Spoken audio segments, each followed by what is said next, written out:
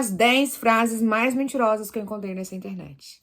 Olá, olá, minha gente, sejam todos muito bem-vindos ao nosso canal do Espanhol com Qualidade. Você ainda não se inscreveu no canal? Coloque aqui a sua inscrição e já coloque o like. Provavelmente, ou você tem Instagram, ou você tem Twitter, ou você tem YouTube, ou você tem TikTok, enfim. Você provavelmente tem algumas dessas plataformas. Eu tenho certeza que ao passar, né, ao estar aí consumindo conteúdos nestes lugares, você se depara com algumas propagandas. Essas propagandas, inclusive, provavelmente você viu uma propaganda neste vídeo aqui, que na verdade isso é algo que faz parte da plataforma em si. Existem 1001 propagandas sobre N assuntos. E é engraçado perceber como a minha área é a área de ensino de idiomas, ensino de espanhol especificamente para brasileiros. Eu comecei a observar algumas propagandas, na verdade eu comecei a receber algumas propagandas de outros profissionais divulgando sobre os seus cursos, divulgando sobre as suas aulas, né? Mas, ao me deparar com essas propagandas, eu observei um sério problema, que são, inclusive eu anotei aqui, ó, 10 frases problemáticas. A ideia é que no vídeo de hoje a gente possa... Por que elas são problemáticas, né? Porque este é o grande problema. Muitas das vezes a gente não sabe. Muitas das vezes a gente tá escutando tanto isso que a gente fica assim, mas eu sempre ouvi isso minha vida toda. E você normaliza algo que na verdade não tá legal, não tá ok.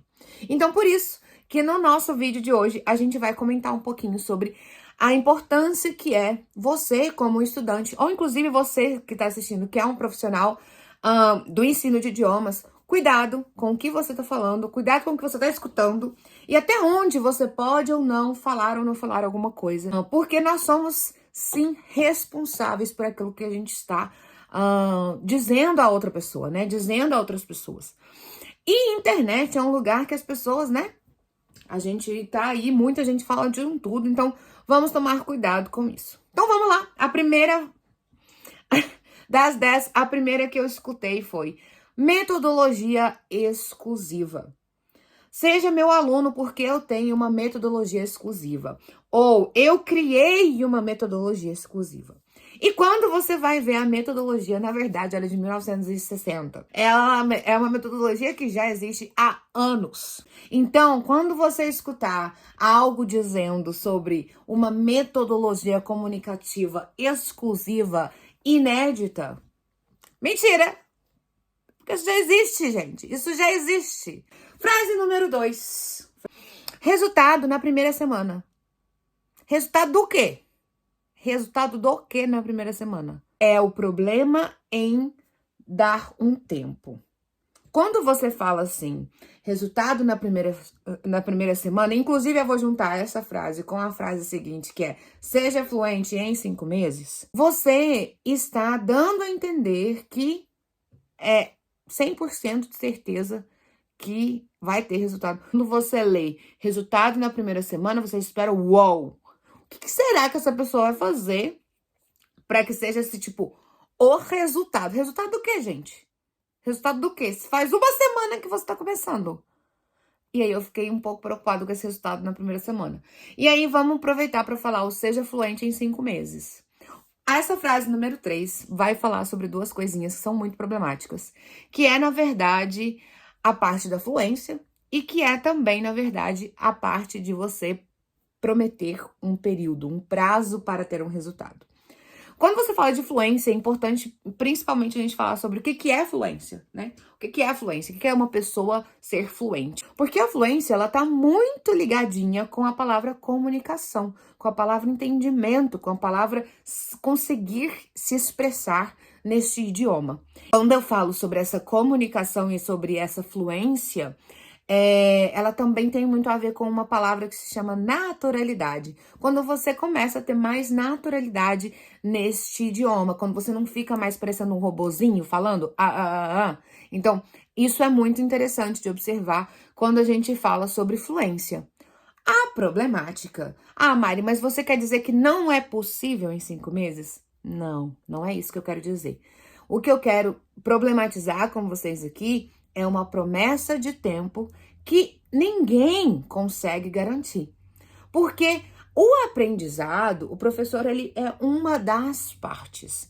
O aluno é uma das partes. O contexto é uma das partes. O que está à sua volta influencia. O que você está lendo influencia. Então, vamos supor, os meus alunos, eles têm aula comigo uma vez por semana.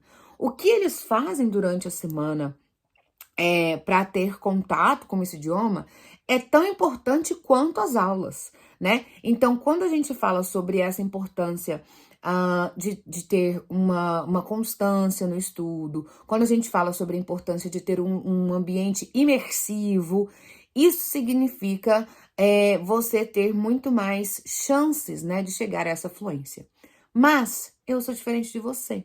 Você é diferente do seu coleguinha, você é diferente do que você era 5 anos atrás. Então, quando a gente fala sobre determinar um período, isso é muito perigoso. Por quê? Porque eu não consigo controlar todos estes fatores que estão influenciando nessa fluência, neste processo, né, neste caminho para chegar à fluência. Entenderam? Bom, vamos então para a frase número 4. Aprenda sem gramática. Aprenda sem gramática. E aí eu fico assim, como? O que será que as pessoas querem dizer com aprenda sem gramática? E aí isso é um perigo, porque muitas das vezes, simplesmente o que aquela pessoa quer dizer é que você não necessita usar a gramática de uma forma direta, ou que talvez você tenha outros jeitos de estudar a gramática. Aprender gramática, ela faz parte do seu processo, assim como você aprende expressões, assim como você aprende vocabulário. Vamos para a 5ª frase. Fale em 3 meses. Mas eu acho que tem muito a ver com isso, seja fluente em 5 meses. E aí, o problema dessa frase de fale em 3 meses é o seguinte, falar o quê? Porque imagina que você está sendo meu aluno faz 3 meses. Você vai falar em 3 meses hola que tal? Ou você vai falar em 3 meses usando o subjuntivo? Entende como é muito subjetivo? Aí voltamos ao problema de determinar um período de aprendizado que não depende de você.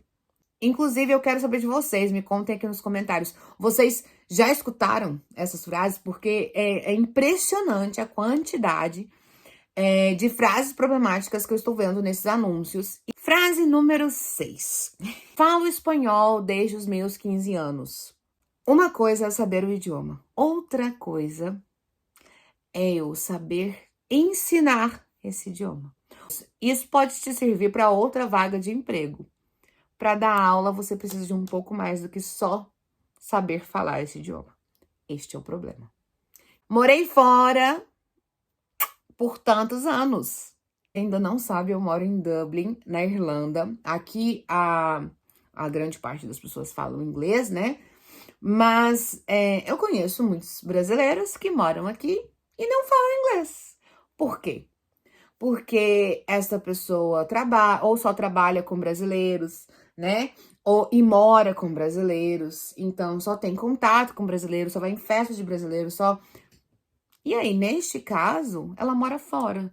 Então, morar fora não é um fator determinante para você saber um idioma e para você poder dar aula deste idioma. Frase número 8. Sou nativo. A gente nasceu no Brasil, então nós somos nativos do Brasil, certo? Você se sente confortável em dar aula de português? Você acha que você tem capacidade para isso? Não estou falando que é um problema você ser nativo. Cuidado, tá? Calma aí. Haters, calma. Não estou falando isso. Inclusive, eu tenho amigas perfeitas, maravilhosas, que são nativas de outros países, mas que estão buscando conhecimento, que estão fazendo seus cursos. Qualquer profissional que realmente quer levar a sério a sua profissão, a sua carreira, ele vai buscar conhecimento. Isso é normal, isso é natural, a gente se atualizar, a gente buscar métodos melhores, a gente buscar recursos melhores. Qualquer bom profissional que se preze é sempre seguir aprendendo e trazendo mais informação. E quanto mais você aprende, mais você vai ter segurança para ensinar. A gente já comentou sobre, que é o Aprenda em 90 dias, que seria muito parecido com o Aprenda em 3 meses, Fale em 3 meses. Essa aí eu vou até deixar. Mas essa última frase eu gostaria muito que você me contasse qual que é o problema dela. Que é uma frase que eu tô ouvindo muito em vídeos por aí, de diversos professores de diversos idiomas. Então, por exemplo, não diga hola, que tal em espanhol.